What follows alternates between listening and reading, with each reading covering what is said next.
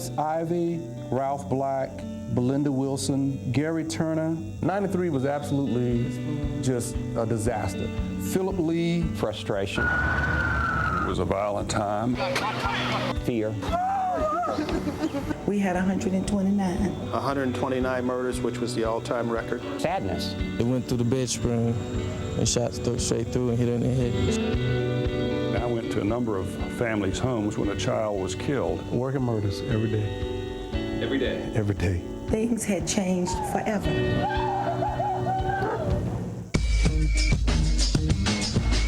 Charlotte was still in a period of wanting to become something. There were a lot of big things happening, Panthers and you name it. I thought it was still a good city to live in. A city with a lot of optimism.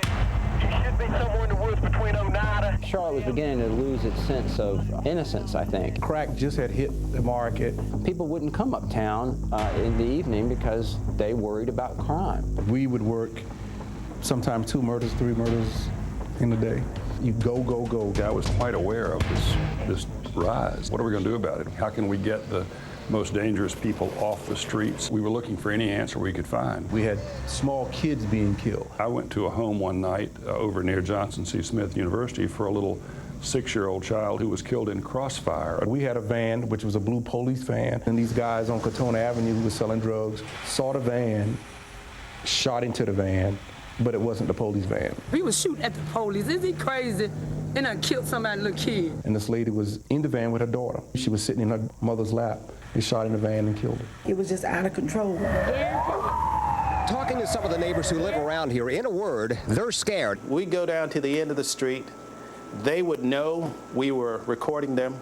They didn't care. Our homicide detectives were doing the best they could, but they were just understaffed. It was prime for a serial killer to come in and do what he did. Shauna met Henry when she worked at Taco Bell. Well, Henry Wallace, you know, for lack of better terms, he was most of the victim's best friend. February 19th, 1993. Her boyfriend beeps in on the other line. Daryl, where's Shauna? Is she with you? No, ma'am, I was calling to ask, is she home? Daryl comes to the door. Then I heard him walk into the bathroom. And then came the blood-curdling scream. She's in the bathtub, face down.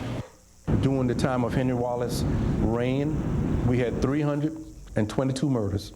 Henry committed 9. When she was first killed, nobody had any idea that there was a serial killer that was involved. Why couldn't we pick 9 cases out of the 322? The homicide unit was just so busy. These guys are basically having to run around and in some instances, and I hate to say it, almost treat it like a traffic accident. Once he confessed to it, absolutely devastating. You have to give Dee Sumter credit. It was from that I decided, you know, there has got to be other mothers out here. I see it on the news. I need to get to them. I need for us all to come together. She decided to turn her grief into action. She created Mothers Against Murdered Offspring that has helped a lot of families. We have not, since the creation of MAMO, had triple-digit numbers in homicide. The low point of that year was the murders of 2 police officers, Andy Nobles and John Burnett. These were some of the early pioneers of community policing, and they had done a terrific job of befriending Boulevard Homes housing project in West Charlotte. What do you mean, where have I been? They were chasing a car thief suspect through the woods near those homes. The suspect grabbed one of the officers' revolvers, and they were dead within seconds. They say 2 officers was down. The capture was very difficult. It was very intense. I get a call from the police chief saying, Richard, something terrible has happened. You need to come to Carolinas Medical Center. For me, it's the worst day of my service as mayor. John and Andy was a figure in their communities every day. Pretty nice guy. Yeah. Yep. He was in the line of duty to protect Boulevard Homes. You miss him?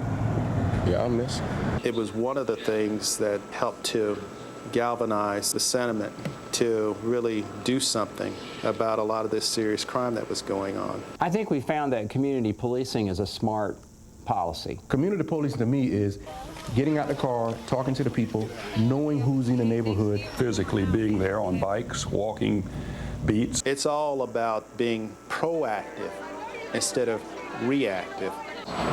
Community policing is working in this community. Crime is down in the area where these two young men were working. They were making a substantial difference in the lives of people who needed those kinds of influences most in our community.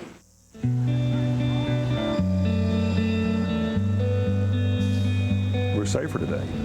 We'd like to think that the things we did then worked. People who think that the crime is bad now really have no idea. No idea. We can't forget 1993. You know, a lot of people want to forget it. I know a lot of the family members would like to forget it, but a lot of people died in 93. A lot of people.